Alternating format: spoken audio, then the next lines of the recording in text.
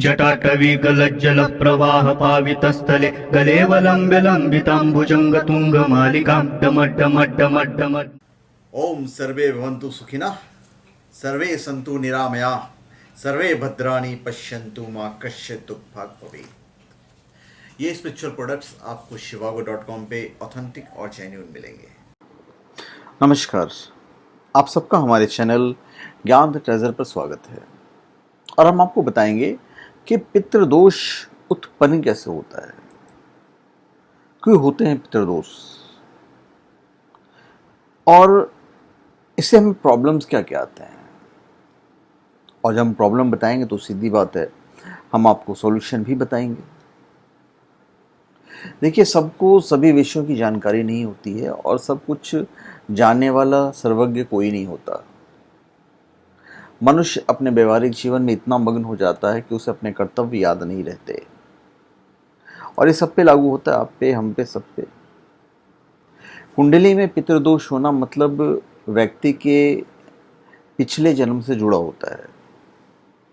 कहा जाता है कि अगर किसी जातक ने पिछले जन्म में कोई पाप किया है या फिर पूर्वजों ने पारिवारिक पुजारी को बदल दिया है तो ऐसी स्थिति में पितृदोष उत्पन्न होता है। इसके अलावा माना जाता है कि जब कभी पीपल का पेड़ काटा जाए या फिर किसी मंदिर में तोड़फोड़ की जाए तो पितृदोष उत्पन्न होता है। और पितृदोष होने पर जातक को फिर थोड़े से दुख झेलने पड़ते हैं। पितृदोष होने पर व्यक्ति को बहुत सारी कठिनाइयों का सामना करना पड़ता है। तो मुद्दा है कि उत्पन्न क्यों होता है। पहला है मातृ एवं पितृ ऋण। माता पिता की सेवा ना करना, अपमानित करना, धोखा देना, जुल्म अत्याचार करना, मारना, पीटना, हत्या करना, संपत्ति हड़प घर से निकालना, उनकी बुराई करना, ये सभी कृत्य भयंकर पाप की श्रेणी में आते हैं और इन पापों का परिणाम भोगना ही पड़ता है। तो इन सब वजहों से पितृदोष उत्पन्न होता है। जातक की कुंडली में ग्रह स्थिति से भी पहचान होती है। कुंडली में 2, 9, 12 भाव और भावेश में पापी ग्रहों का प्रभाव होता है या फिर भावेश अस्त या कमजोर होता है तो उन पर केतु का प्रभाव होता है, तब यह दोष बनता है। कुंडली की ग्रह स्थिति के हिसाब से फिर दूसरी बात यह है कि कुंडली के 3 या 6 भाव में चंद्रमा होने पर बुध दूषित पीड़ित होता है और बुध ही ऊपर लेके फल जो होते हैं वो फिर अशुभ फल देता है।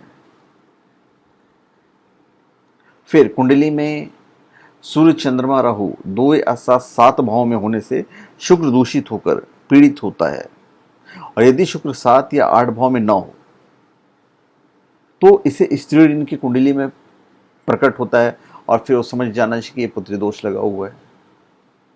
तो कारण अनेक होते हैं। अब इसमें दुख किस प्रकार का होता है, आप बहुत ही आसान लक्षणों से समझ जाओगे। इसमें से एक कारण है घर में हमेशा गृह कलेश होना। दूसरी, व्यक्ति की कड़ी मेहनत के बावजूद उसे मेहनत का परिणाम नहीं मिलना। पितृदोष की कुंडली में होने से व्यक्ति के विवाह में देर होती है और उसे संतान सुख भी देर से मिलता है और यदि संतान हो जाए तो निकम्मी और दुख देने वाली होती है। लाल किताब के अनुसार जब भी किसी जातक के कुंडली के लग्न भाव में राहु होता है तो उसे पितृदोष उत्पन्न होता है, क्योंकि इस लग्न में राहु होना सूर्य को हर जगह ग्रहण लगाता है। और जब भी चंद्रमा के साथ केतु और सूर्य के साथ राहु होते हैं तो पितृदोष उत्पन्न होता है। और इसके अलावा लाल किताब के अनुसार जब किसी की कुंडली में शुक्र, बुध और राहु दूसरे, 5वें, 9वें अथवा 12वें भाव में हो तो जातक का पितृदोष उत्पन्न होता है। वहीं अगर किसी की कुंडली में 7वें या 10वें भाव में बृहस्पति हो तो आंशिक पितृदोष होता है।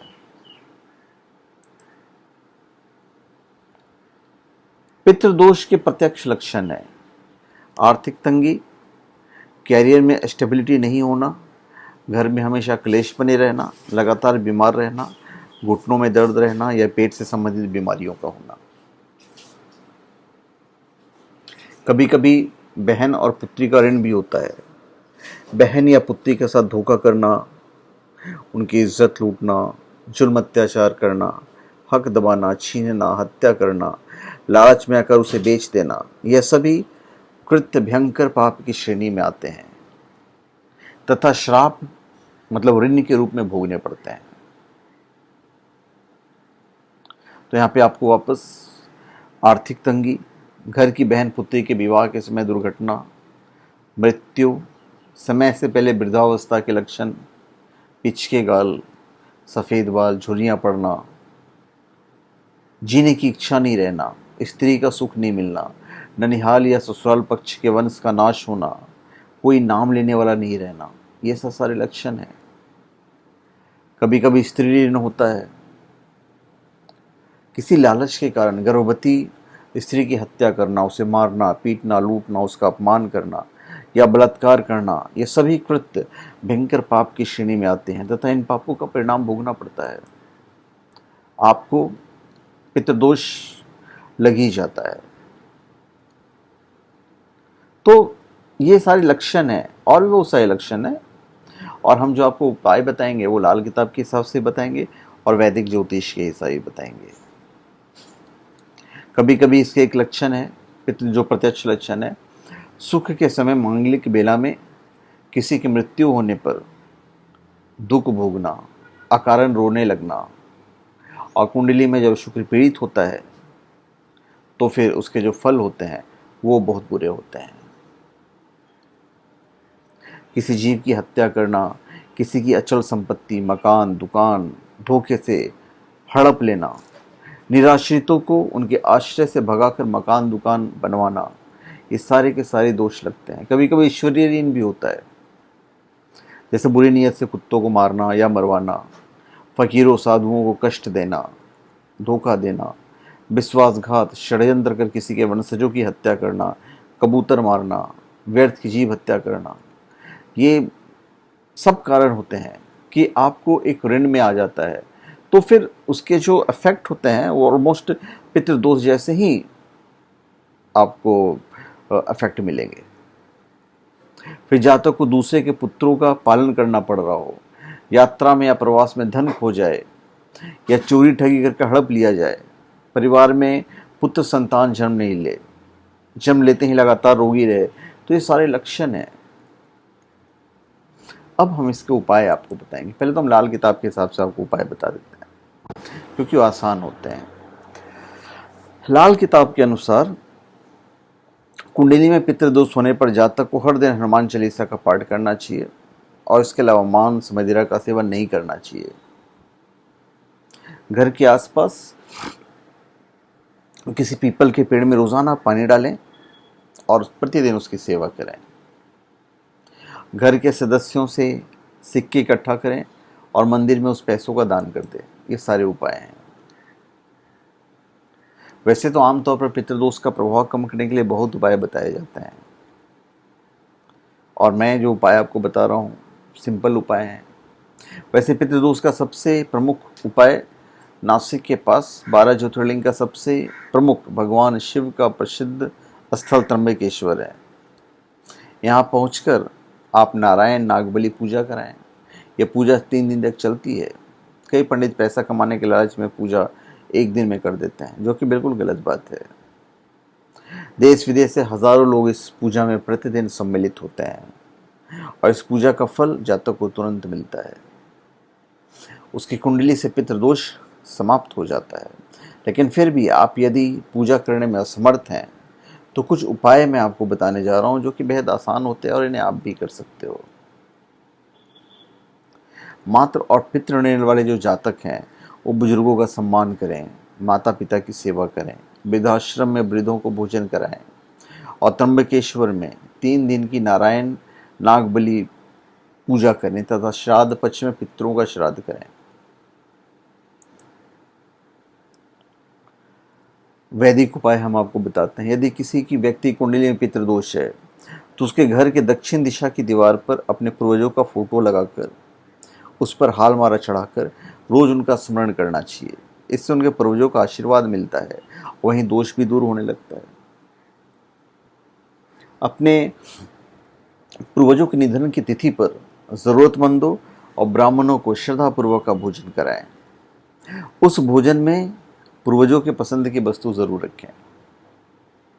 कुंडली में पितृदोष होने पर किसी भी गरीब कन्या या का विवाह या उसकी बीमारी में मदद कीजिए, आपका पितृदोष दूर होता है। ब्राह्मणों के लिए गोदान करें। गर्मी में पानी पिलाने के लिए कुएं खुदवाएं। राहगीरों को ठंडा पानी पिलाने से भी इस दोष से छुटकारा मिल सकता है। पितरों के नाम पर गरीब बच्चों का मदद करें। स्वर्गीय जनों के नाम से अस्पताल, मंदिर, स्कूल, धर्मशाला बनाइए, इससे भी आपको लाभ मिलेगा।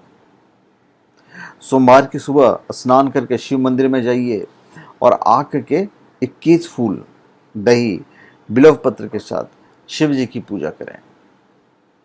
21 सोमवार करने से पितृदोष का जो प्रभाव है निश्चित तौर पे कम हो जाएगा। ईश्वरीय ऋण वाले जातक, जिनको ईश्वरीय ऋण है, वो नासिक के पास त्र्यंबकेश्वर ज्योतिर्लिंग में जाकर 3 दिन की नारायण नागबली पूजा कीजिए और तत्काल राहत पाने के लिए परिवार के सभी सदस्यों से समान पैसा चंदा करके एक ही दिन में लगभग 100 कुत्तों को रोटी खिलाएं। विधवा स्त्री की सेवा करें और कोई काम करने से पहले नाक साफ कर लें। बृहस्पति की पूजा करें और पितरों का श्राद्ध करें। जिनको बहन पुत्री का ऋण है, तो ऐसे जातक परिवार के सभी सदस्यों से समान रूप से चंदे का पैसा इकट्ठा करके बुध के दिन यथाशक्ति 11 से लेकर 101 कन्याओं को हलवा पूड़ी खिलाइए। दक्षिणा देने तथा कन्याओं का आशीर्वाद लेने से ऋण मुक्ति हो जाती है और ध्यान रहे कि यह कार्य पूरी श्रद्धा से किया जाना चाहिए। निर्दयी का ऋण वाले जातक, शाकाहारी जातक परिवार के सभी सदस्यों से समान पैसे के रूप में एकत्रित कर किसी दिन एक साथ एक ही समय में 100 से अधिक मजदूरों को भोजन कराएं तथा कौवों को लगातार 43 दिन तक भोजन कराइए। 40 दिन तक, 43 डेज। 100 स्थानों की मछलियों को खाने हेतु आटे की सूखी गोलियां डालें। इन उपाय से शनि के दोष का निवारण होता है और आपका जो दोष है वो भी दूर हो जाएगा। ये सारे बड़े ही आसान उपाय हैं और आप कर सकते हैं। यदि किसी को पितरों का कष्ट नहीं है अथवा अल्प मात्रा में है, तो भगवान दत्तात्रेय का जाप 1-2 घंटे कीजिए। ऐसे कष्टों से आप भविष्य में बचे रहेंगे। यदि कष्ट मध्यम है तो पितृदोष निवारण हेतु 2-4 घंटे जाप करें और यदि कष्ट तीव्र है तो पितृदोष निवारण हेतु श्री गुरुदेव दत्त का जप 4 से 6 घंटे कीजिए। निश्चित तौर पे लाभ होगा। जो लोग स्त्री ऋण वाले जातक हैं, वो अपने घर के सभी सदस्यों से समान पैसे चंदे के रूप में इकट्ठा करके एक ही दिन में, एक ही समय में 101 गायों को चारा दाना खिलाइए। आपको उस ऋण से मुक्ति मिल जाएगी। किंतु ध्यान रहे कि कोई भी गाय अंगहीन नहीं होना चाहिए। तो मैंने आपको बहुत सारे उपाय बताए हैं। पितृदोष मुक्ति निवारण के लिए आप यंत्र घर में रख सकते हैं और प्रतिदिन उसकी पूजा करें और ओम नमो भगवते वासुदेवाय नमः मंत्र का जाप करें। कुंडली में पितृदोष बन रहा हो तब जातक को घर के दक्षिण दिशा की दीवार पर अपने स्थानीय स्वर्गीय जन का फोटो लगाइए, उस पर हार भी चढ़ा दीजिएगा। इससे भी आपको फायदा होगा। दूसरों की बुराई नहीं करें। आयु और ज्ञान में श्रेष्ठ व्यक्ति की मजाक, हंसी, नकल उतारने से सूर्य दूषित पीड़ित होता है, अतः इससे बचें। तो मैंने आपको बहुत सारे उपाय बता दिए हैं। आप इन उपायों को फॉलो कीजिए, निश्चित तौर पे आपको लाभ होगा। धन्यवाद। आप सबका हमारे चैनल पे स्वागत है। आप हमारे चैनल पे सब्सक्राइब करें और अपने कमेंट दीजिए। धन्यवाद।